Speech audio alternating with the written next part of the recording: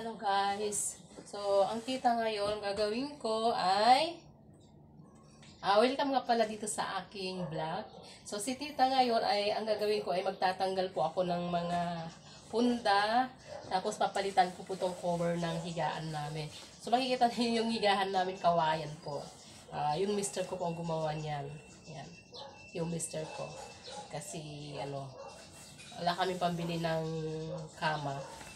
Ng bedsheet. Kaya yan lang, gumawa siya ng papag namin na kawayan. Tapos, ang binili lang namin noon, ito pong. Tapos, bumili lang kami ng cover.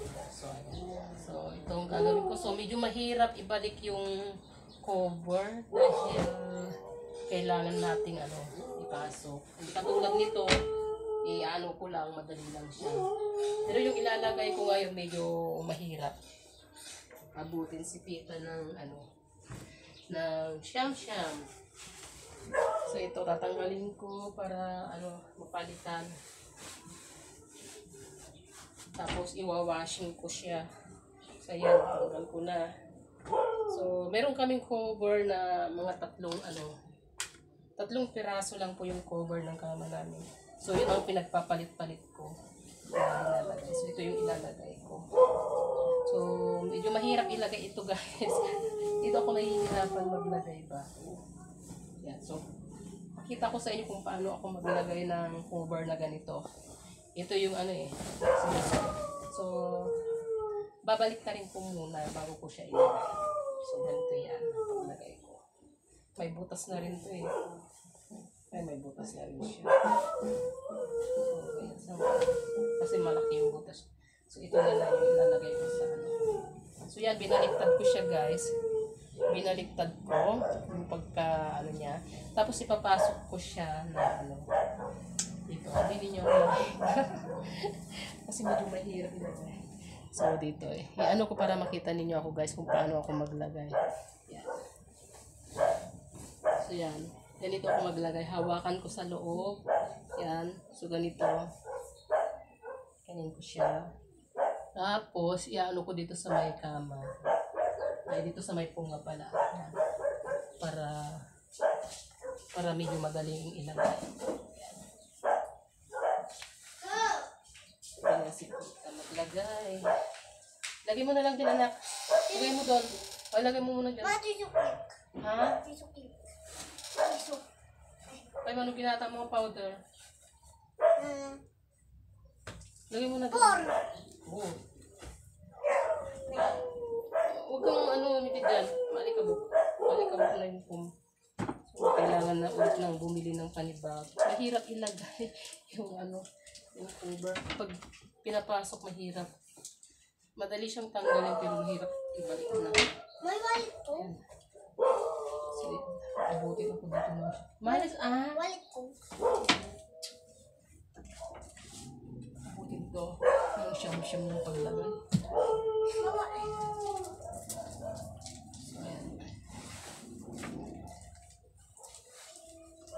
Ay, hirap naman nito.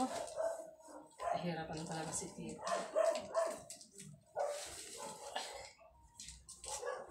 Hindi makita kung paano nahihirapan si Tita maglagay. Yan. Ayan, kasi iwawashing ko yung mga tinanggal ko, iwawashing ko na agad. Para hindi ako matambakan ng labahan. Ayan, babalik na naman ako doon. Ayan, para makita ninyo akong maglagay.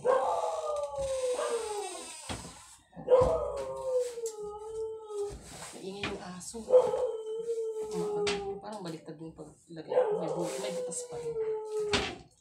Pag sumahod nga ako ngayong December, bibili ako ng cover ng higaan namin. Para hindi ako nahihirapan. Ito mahirap kasi ibalik. Yeah.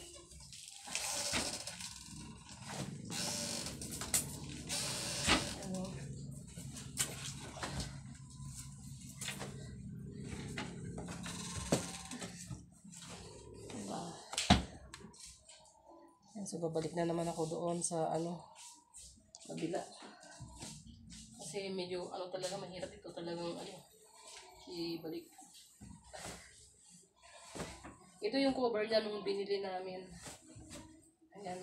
So, pag makabili ulit ako ng panibagong cover. Siguro hindi ko na ito tatanggalin kasi mahirap ibalik. Ano na lang siguro, bili na lang ako ng pagpapalit-palitin kong cover. Yung ipapatong lang. Sige na.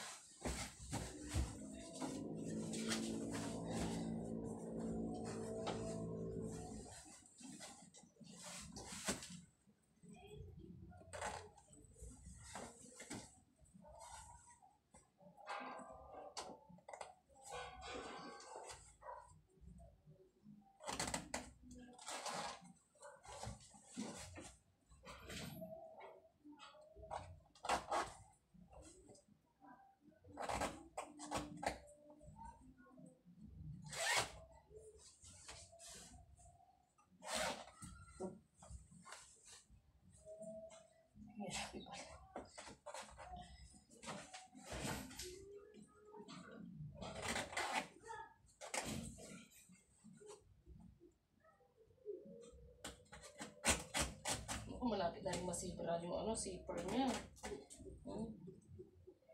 Mukhang lang umabanti.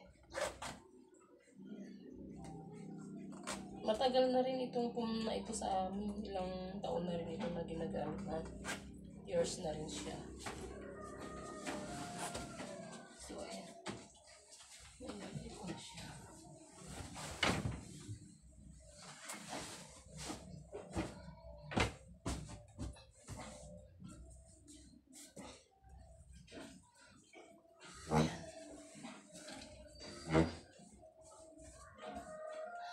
Ay, Diyos ko dahil. Pinagpawisan si tita. Ayan, total, pag nasalang ko to sa, pag binashing ko, na rin ako. Pag nasampay ko, maliligo na rin ako. Ang init.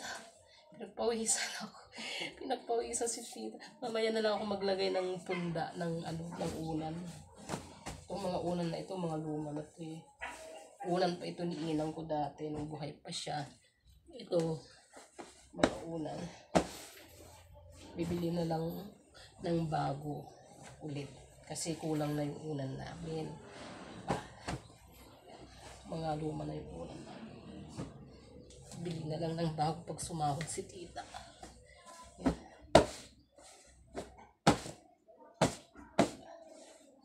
So, ayun.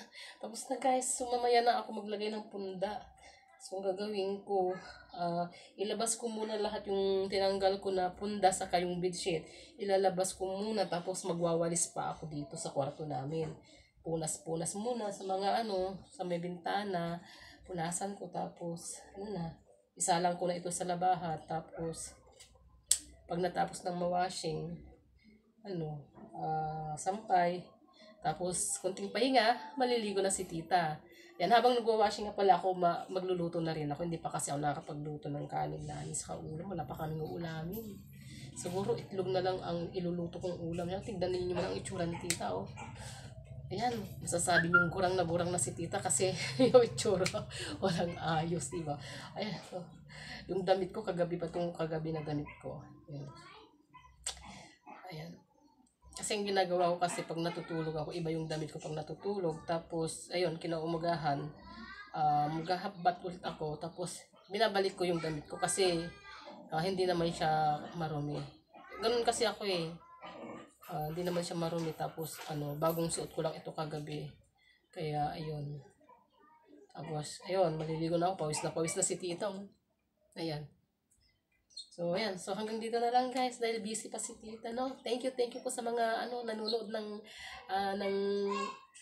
video ni tita. So, medyo mahaba itong aking video na ito, no? Medyo long form siya. So, sana panoorin niyo siya guys hanggang matapos. So, ayan po. Thank you so much po sa mga nagpapalo dyan. Thank you so much everyone.